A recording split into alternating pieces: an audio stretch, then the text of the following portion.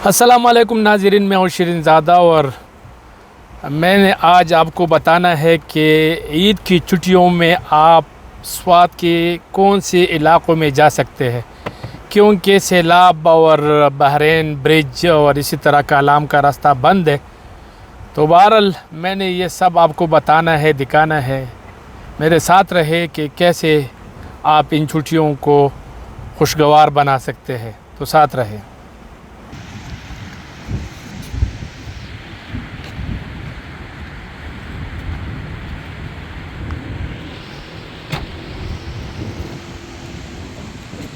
बारिश हो रही है।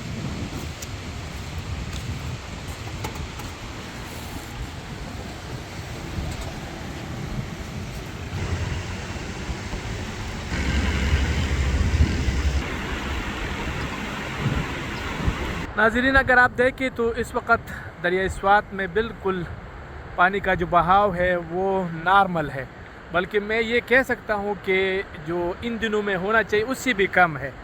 तो ये जो तासुर दिया जाता है कि स्वात में सैलाब आया है और तमाम रास्ते बंद है और सूरत हाल का भी गंभीर है, तो ऐसा नहीं है, सिर्फ बहरीन का इशू है।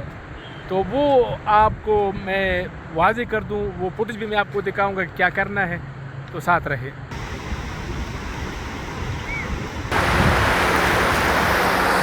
नाज़रीन, अगर आप स्वात आते हैं ईद की छुट्टियों में तो आप सोच रहे होंगे कि कालाम तो बंद है और सैलाब और तो सबसे पहले तो मैं ये क्लियर कर दूं कि स्वात में सैलाब नहीं आया। ये दरिया स्वात है, आप इसको देख लीजिएगा,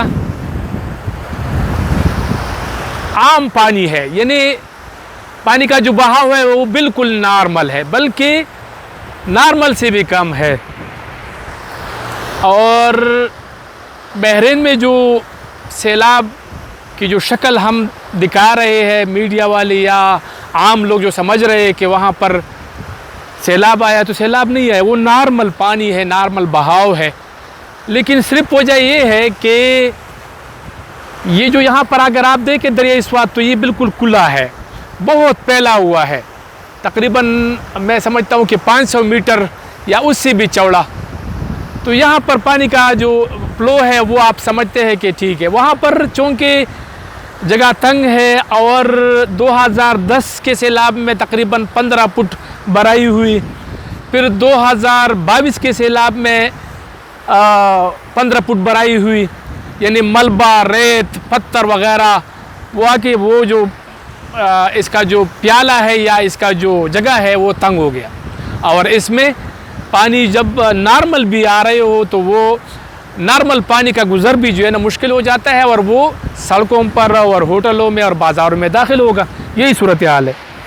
बहरहाल सैलाब के हवाले से तो मैंने आपको बता दिया है। थोड़ा सा आगे चलते हैं, आपको बताता हूँ कि आपने कहाँ कहाँ जाना है अगर कालाम रोड बंद हो तो। लेकिन मैंने इंतज़ामिया से बात की तो वो ये कह रहे हैं कि हो सकता है कि ईद के लिए हम खोल दें, लेकिन ये आप लोगों पर डिपेंड करता है कि आप लोगों ने मतलब रिस्क लेना है या नहीं। लेकिन कालाम को चलो बिल्कुल हटा देते हैं। तो आप पहुंचेंगे स्वात। जब आप स्वात पहुंच जाए मिंगवरा, तो यहाँ पर सबसे पहला जो आपका इस्तकबाल होगा, ये मिंगवरा बाईपास पर मैं मौजूद हूँ। खाने पीने के लिए भी ये मशहूर है और बहुत ही खूबसूरत है, ठंडी ठंडी हवाएं और दरिया स्वात की मौज मस्त लहरें। तो यहाँ से थोड़ा सा आगे पिज़ागढ़ पार्क है, आप पिज़ागढ़ पार्क जा सकते हैं। वहाँ पर फैमिली के साथ आप किश्तीरानी भी कर सकते हैं और साथ साथ आप वहाँ पर होटल्स भी है, रिहाइश भी इख्तियार कर सकते हैं। पिज़ागढ़ के अलावा यहाँ पर मिंगवरा में ईद की छुट्टियों में आप मरगुज़ार भी जा सकते हैं, वाइट पैलेस, वहाँ पर तारीख़ी मकामात है, थोड़ा सा ट्रैकिंग भी कर सकते हैं। इसके अलावा जो स्वात के जो सबसे मशहूर और बर्फ़ानी खेलों के हवाले से, स्की के हवाले से, चेयरलिफ्ट के हवाले से और ज़िबलाइन वगैरह मलम जबा है। तो मलम जबा मतलब अगर आप इस्लामाबाद से आते हैं तो तकरीबन 3.5 घंटे लगते हैं। तो लेकिन ये याद रहे कि ईद के दिन में थोड़ा सा रश होता है, तो आपने उस रश को काउंट करके मतलब 3.5 तो आप 4.5 कर लें। तो मलम जब आप पहुंच जाते हैं तो वहाँ पर आप आम होटल में भी रह सकते हैं, पीसी में भी रह सकते हैं। और मतलब मैं आपको बता दूं कि 3,000 से लेकर 50,000 और 1,75,000 तक आप जा सकते हैं। पीसी में कमरे हैं। बाकी जो नॉर्मल कमरे हैं वो 10,000 और 15,000 इसी तरह है। मतलब 8,000 4। ये पीसी में नहीं है, ये आम होटल जो है ना वहाँ पर मलम जबा में मौजूद है। बहरहाल बादल छाए हुए हैं, किसी भी वक्त बारिश यहाँ भी शुरू हो सकती है। तो मलम जबा में आप स्टे कर ले, वहाँ पर आप रात गुजार लें और 1 दिन 2 दिन वहाँ पर आप रह सकते हैं। वहाँ पर ग्रीन वैली है, वहाँ पर आबशार है, वहाँ पर आप जा सकते हैं। तो लो जनाब, अब हम मलम जबा ने हमने देख लिया, अब क्या किया जाए। तो अब आपको मैं बताता हूँ कि आप चले जाए शंगला टॉप आप जा सकते हैं, याख्तंगे भी आप जा सकते हैं। वो भी बहुत ही खूबसूरत हरियाली और बेहतरीन जगह है। इसके अलावा आप म्यादम भी जा सकते हैं। म्यादम में भी आप रात रुक सकते हैं। वहाँ पर पाकिस्तान का सबसे बेहतरीन जो PTDC होटल की जो चैन है वो भी वहाँ पर है, लेकिन वो मुझे नहीं पता कि अब वो खुला है कि नहीं। लेकिन वहाँ पर होटलें बहुत है। आप यानी वही सिलसिला है, मैं आपको बता दूं कि 4-5 हज़ार रुपये से शुरू हो जाता है और आगे जितना भी आप जाना चाहते हैं अच्छे कमरे मिल जाते हैं। थोड़ा सा सांस लेने दें मुझे, क्योंकि मैंने आपको बताना है सब कुछ। क्योंकि आप कहेंगे कि कालाम नहीं जाना, तो फिर तो आपको यहाँ मसरूफ़ करना है ना। तो फिर आप चले जाए मदियन में आप ट्राउट पाम है, वहाँ पर आप रुक सकते हैं, ट्राउट मछली खा सकते हैं और आबशार भी है, दरिया के साथ फोटोग्राफी हो सकती है।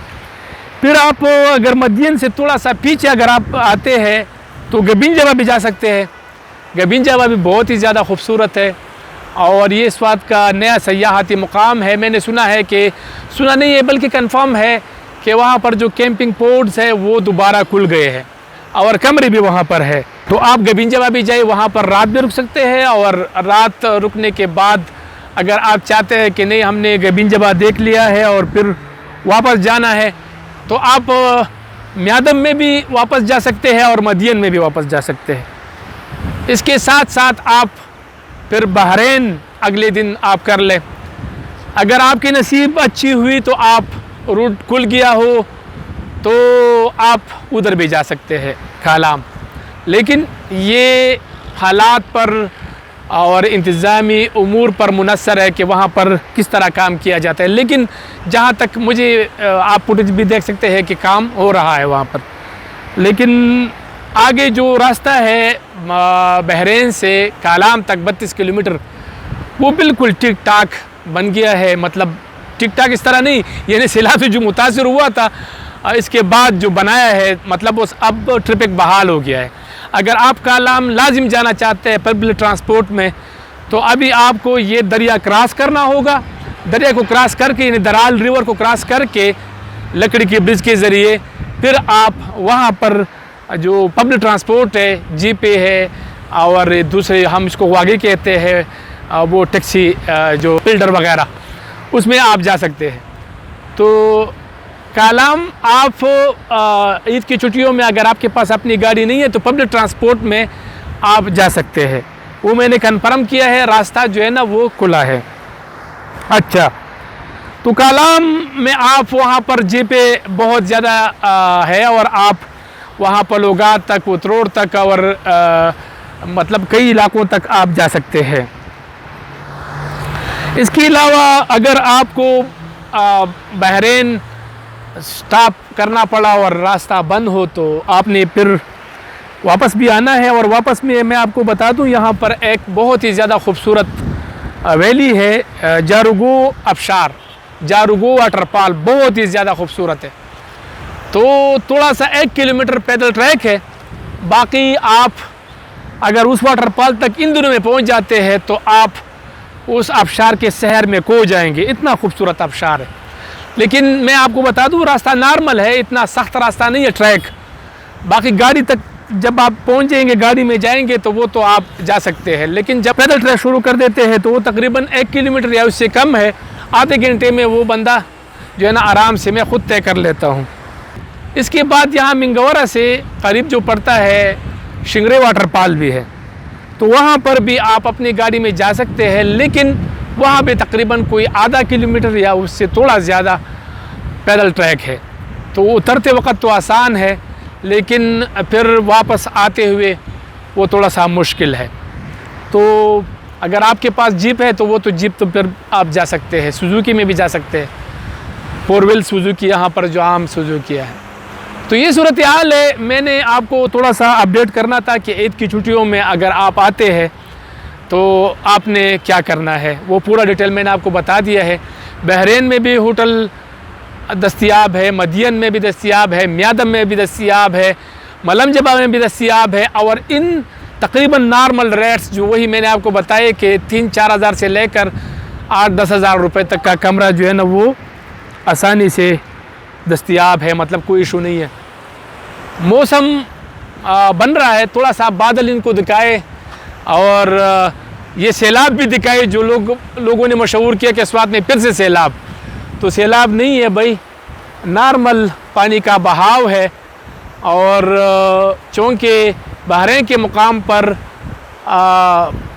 वो जो दराल खोड़ है इसमें रेत, बजरी, पत्थर वगैरह आ गए हैं और वो सिलसिला जो है ना वो पानी का जो गुज़रगाह है वो जगह तंग है, और साथ साथ वो जो गहराई है वो सारा भराई हुई है। तो इस वजह से गाड़ी जो है ना सारी पानी जो है ना वो गुज़रगाह जो है ना मुश्किल हो जाता है। तो वो ज़ाहिरी बात है, हुकूमत ने या इंतज़ामिया ने, मुकामी लोग यही इल्ज़ाम लगा रहे हैं कि NHA ने और FWO ने या दिगर जो इदारे हैं उसने अपना काम सही तरीके से नहीं किया, और ना ही पुश्ते बनाए ना ही ब्रिज बनाया।